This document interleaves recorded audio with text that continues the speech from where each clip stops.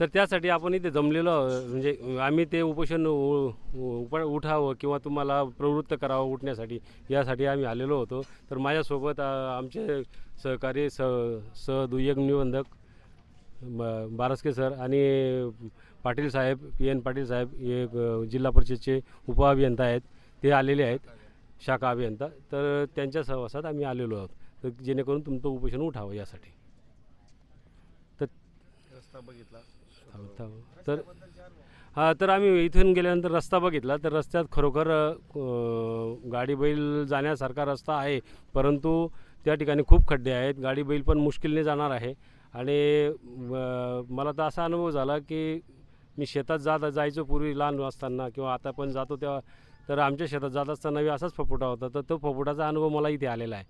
तर तो आता मगाशीच एक जण म्हटलं की बुवा बिडी पिताना जेवढं हृदय खराब होतं धुराने, तर तेवढं या फुफुटाने या लोकांचं होत असावं हे निश्चितच सांगता येत नाही, असं होऊ शकतं.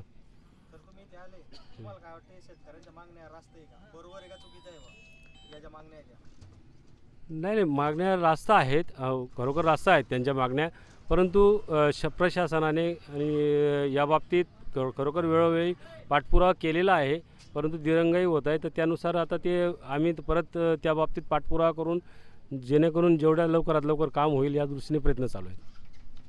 शेतकऱ्यांना काय सांगून जाल? तर मी तर असं सांगू इच्छितो की आपण उपोषण मागे घ्यावं आणि आम्ही तुमच्या मागण्यांसंदर्भात शासन दरबारी वरिष्ठ लेवलला सर्व मागण्यांचं ज्या ठिकाणी जसा आम्हाला रस्त्याचा अनुभव आला त्यानुसारच आम्ही फास्टली आणि क्विकली ॲक्शन घेणार आहोतच.